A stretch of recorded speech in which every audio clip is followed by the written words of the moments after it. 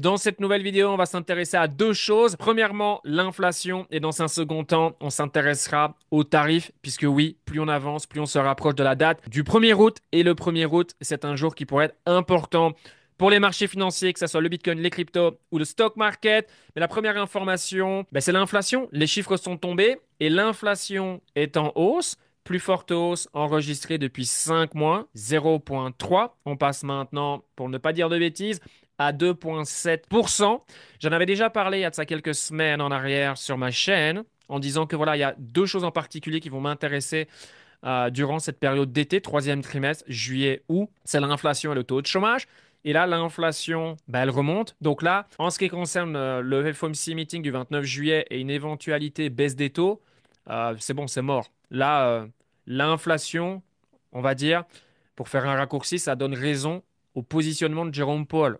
Donc malgré les chiffres qui sont sortis, comme vous pouvez, le CPI inflation, donc on est passé à 2,7%.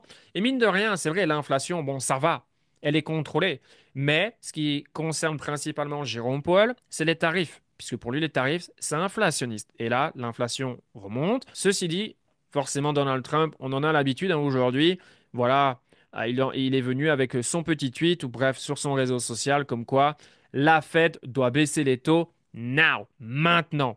Bon, je pense que là, on a un stade où Jérôme Powell, il commence à en avoir un petit peu, je pense, hein, rien à secouer des tweets quotidiens de Donald Trump. Alors, je sais qu'il y a cette rumeur de plus en plus pesante sur le fait qu'il pourrait démissionner. I don't know, j'en sais rien, je suis pas un insider. Ce que je sais, c'est qu'en revanche, mai 2026, il sera plus là. Et donc, forcément, il y a pas mal de rumeurs parce qu'il y a pas mal de personnes aussi qui convoitent le poste et qui veulent se faire bien voir, bien sûr, et donc qui vont dans le sens de Donald Trump. Le but, c'est d'être l'élu, hein, puisque c'est un poste, j'en ai déjà parlé, c'est quand même un poste super important.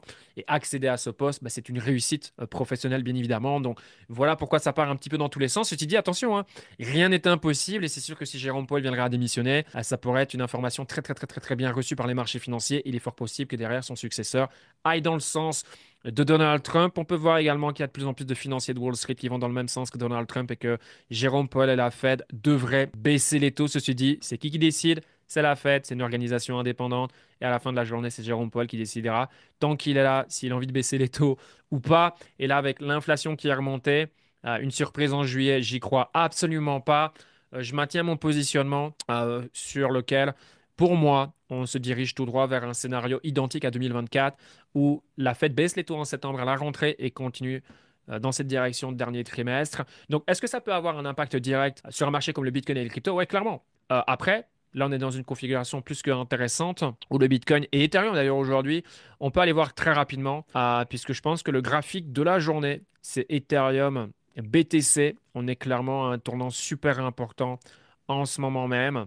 Alors, je vais passer de 3D à daily. Comme ça, vous allez avoir une meilleure idée. Mais là, on est clairement dans un moment de vérité. On a eu ce breakout qui s'est réalisé. On vient de faire un higher high. D'accord, donc ça c'est une très bonne information bien évidemment. Maintenant le but c'est de confirmer plusieurs jours. D'accord, donc on a eu un Bitcoin qui a été rouge sur la journée de ce mardi. Est-ce que ça a influencé par l'inflation? Peut-être, on aime toujours trouver des raisons du pourquoi ça monte, pourquoi ça descend. Des fois ça monte parce que ça doit monter et ça descend parce que ça doit descendre. Voilà. Maintenant, est-ce que l'inflation, les chiffres ont une influence? Peut-être. Si c'est le cas, certainement une influence mineure. Maintenant, l'Ethereum s'est très très bien comporté, hein, comme vous pouvez le voir, journée verte. Donc que le Bitcoin soit rouge, l'Ethereum, il s'en fout. Il nous a fait une très belle journée, comme on peut le voir, hein, le Bitcoin qui se maintient au-dessus des 3 000 $ et ça explique le breakout contre BTC. Et la seconde information dont j'ai envie de parler, c'est ni plus ni moins que les tarifs. Aujourd'hui, les tarifs, on est dans une incertitude plus, plus, plus. On ne peut pas savoir avec Donald Trump. Il peut changer d'avis comme ceci. Et j'ai vu un tweet de Peter Schiff qui faisait comprendre en fait que le stock market continue à faire de nouveaux plus hauts. Les participants, les investisseurs se fichent que voilà, le 1er août potentiellement on peut revenir avec ces tarifs complètement fous. Souvenez-vous de la pancarte avec lesquels Donald Trump s'était présenté là, devant la Maison Blanche et que ça avait secoué les marchés.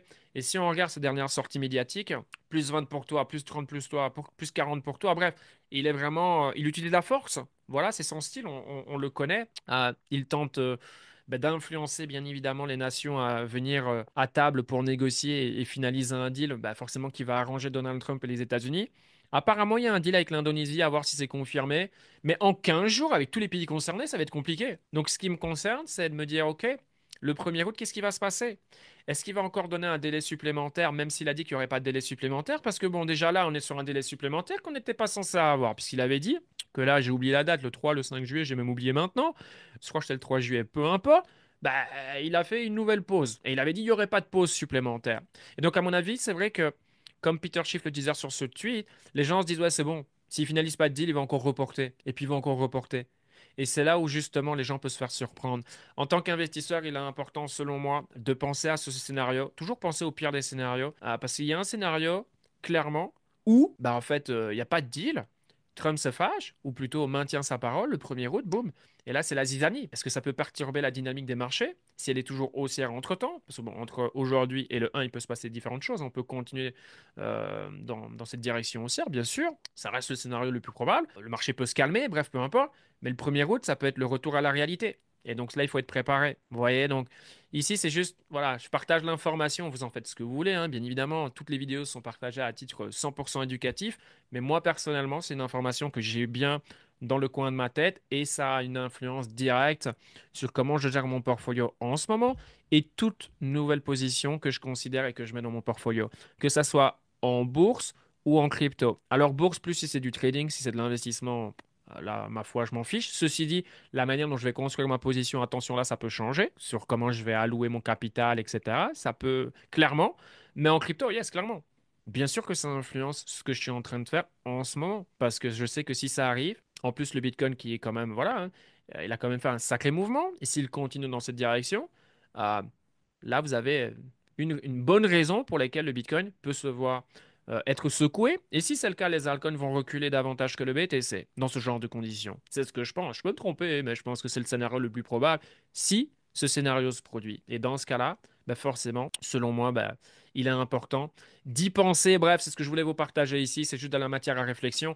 Si vous aimez ce genre de vidéo, n'hésitez pas à mettre du like, ça fait plaisir. Même à suivre la chaîne, ça vous permettra d'être au courant à partir du moment où une nouvelle vidéo est partagée. Mon canal Telegram gratuit est disponible. Je parle crypto, bourse, etc., etc. Quand je fais des lives, je partage tout dans ce canal Telegram. Sur ce, prenez soin de vous. Excellente semaine et à la prochaine pour de nouvelles vidéos. Ciao, ciao, ciao.